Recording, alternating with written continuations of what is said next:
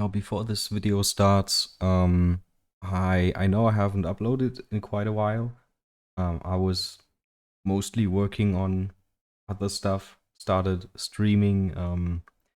But I thought, hey, you got time. How about you finally upload and edit the video beforehand that you have been recording in, I think, March or February. So it's been quite a while since these recordings sat on my PC and just collected some dust. Yeah, so enjoy. Victor Gideon, the last scientist of what was once the greatest pharmaceutical corporation in the world, Umbrella. His almost religious admiration for Umbrella's founder, Oswald E. Spencer, led Victor down dark paths even decades after Spencer's death and Umbrella's collapse. Unable to let the past rest, he obsessively searched for the legacy of his master, Project Elpis. Through grand promises and ambitious goals, he eventually encountered the Connections and their envoy, Zeno, a clone of the mastermind from the past. With their funding, Victor achieved remarkable results, especially after learning about Grace Ashcroft. She was believed to be the key to uncovering Project Elpis. After reaching Raccoon City, Grace unleashed Elpis and brought Victor to a moment of great revelation. Elpis was not a new bioweapon. It was a cure, a virostatic agent. Yet Victor did not feel betrayed. No, he felt euphoric. The genius of Oswald E. Spencer had revealed itself once again. Manifested anarchy, the downfall of bioweapons, and the redefinition of global power. And the only person still capable of stopping Victor was Leon Kennedy. Even after gaining the upper hand with his mutated arm and unleashing the full power of the Ne Gamma type, a dense fog began to spread across the platform. The battle between Nemesis Victor and Leon Kennedy was brutal, yet Kennedy prevailed, firing his Requiem directly into the monster's body. Darkness eventually consumed everything, and with his last remaining animalistic instincts, Victor Gideon realized that his end had come. But there were monsters that had greater plans for him. And so he awoke, surrounded by ash and fire, within a twisted fusion of Umbrella's Ark and the ruined remains of Raccoon City. His human form had returned, though a familiar tingling already crept through his arm, accompanied by the voice of an old acquaintance whispering into his ear. His master had one final secret, one even greater than Elpis, and Victor Gideon had been chosen to reveal it. The new killer is called the Geneticist, also known as Victor Gideon. The new killer comes with the power Ne Delta mutation. Begin the trial in human form. Hold the right mouse button to draw your dart pistol loaded with 6 shots. Fired needles can travel up to 40 meters. Survivors struck by needles become infected with a mutated strain of the T-virus. The more survivors are infected, the faster your Ne Delta mutation charges. One infected survivor equaling 1% per second. Each additional needle hit on an infected survivor grants 15% mutation progress. Ammunition for your dart pistol can be replenished at lockers. Hold Control to utilize the newly developed Delta variant of the Nemesis parasite, engineered within the fog, and mutate into a bioweapon for 120 seconds. Once the duration expires, you return to human form. The special ability is called Unleashed Outgrowth. Hold the right mouse button to unleash your outgrowth during your bioweapon phase. Press the left mouse button to thrust your outgrowth forward, shifting your perspective to the tip of the tentacle. By changing your camera angle, the attack can be guided around obstacles. Unleashed Outgrowth has a maximum range of 12 meters. Survivors hit by the attack lose 1 health state and become infected. Already infected survivors become maximally infected when struck. Unleashed Outgrowth has a cooldown of 8 seconds. Special status: Mutated T-Virus. Infected survivors initially suffer no negative effects. However, being struck by Unleashed Outgrowth causes survivors to become maximally infected, covering their skin in black lesions and causing them to suffer from the Deep Wound status effect.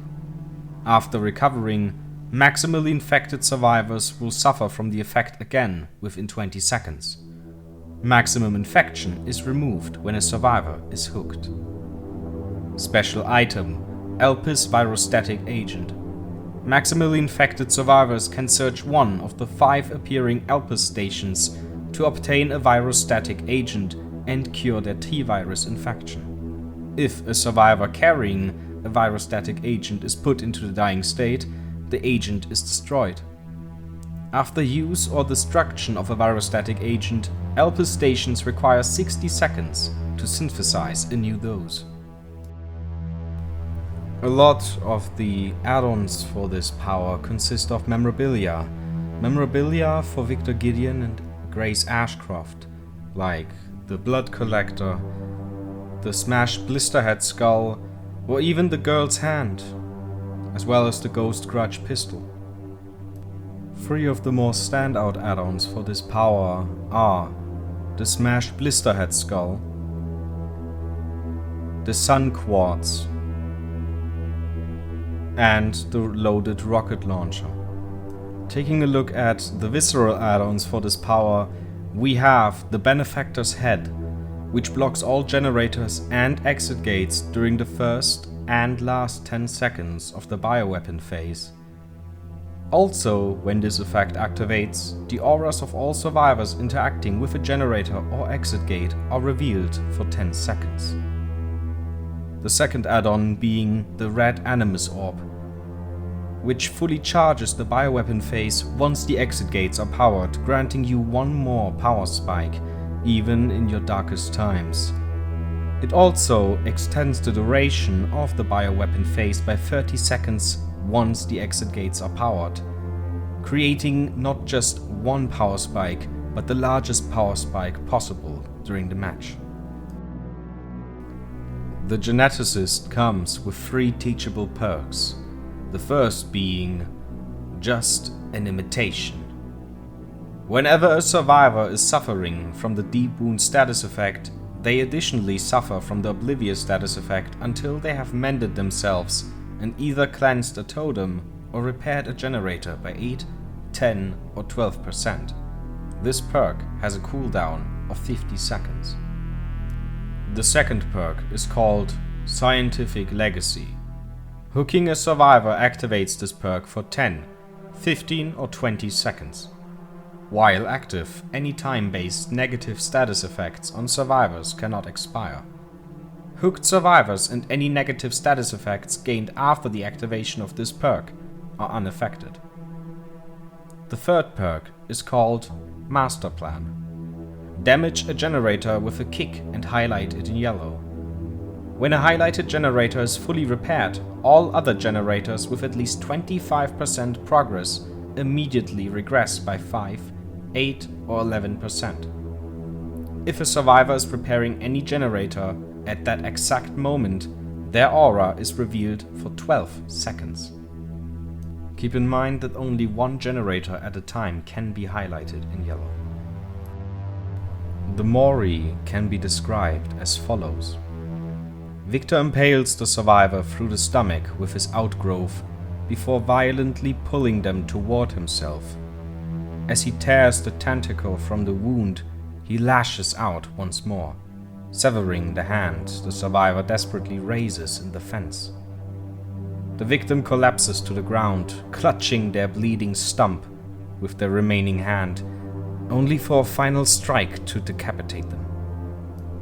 The map arriving at the entity's realm is called Rhodes Hill Sanatorium. In exchange for research opportunities, Victor Gideon granted the entity deep insights into his heinous experiments and memories. Over a long period, he designed an area closely mirroring the Rhodes Hill Sanatorium. By strictly separating the layout into an east and a west wing, he ensured that potential victims would lose their bearings every single time they arrived. The security office at the entrance was drastically remodeled, with most of its wall torn down to make room for a basement staircase. In fact, Victor personally smashed numerous holes into the walls to improve access to individual rooms and eliminate dead ends. Gaping holes in the floor and missing railings now provide quick transitions between the upper floor and the ground level. The garage entrance was completely destroyed. In place of the cold storage in the west wing, another exit now leads out of Victor's custom-built hell. If only the east wing is accessible, the restructuring of the individual rooms on the first floor becomes immediately apparent. This was done to eliminate unnecessary pathways for Victor. At the end of the isolation ward, a new passageway opens up into a small outdoor area containing an exit gate. Inspired by the organic hook structures found in the RPD, Victor replicated a mutated variant of his nemesis parasite to create living hooks. Aside from a metal frame at its core, this meat hook consists entirely of pulsing biomass, heavily enriched by the parasite. Now, that was my idea for a Resident Evil Requiem chapter. A lot of it was kind of experimental. With a lot, I mean the perks and the map. Since the map is very tightly packed in Requiem, it will be hard to implement it into Dead by Daylight without the changes that I just told you, like broken walls, drop downs, missing railings and such. And it will probably be hell for certain killers, but it's not like DBD hasn't done that in the past. So yeah. And the perks, of course, they are also kind of experimental. As I also told you, this has been my 30th chapter and the first licensed one I did, so to say. Yeah, those were perks 87 to 90, 88 to 90. So that was like a lot of perks I've already written down, and maybe one day I will upload more chapters with like all the chapters, so you can see perks that I had ideas for when DBD had a lot less perks than now, which was like a few years ago. But yeah, anyway, I really hope you enjoyed the video. If you do, leave a like, comment down below what you liked, maybe what you would change, because I'm not perfect. And yeah, I hope we see each other hopefully this year for the next chapter. I'm really trying to get out the next chapter this year. Anyway, have a good one.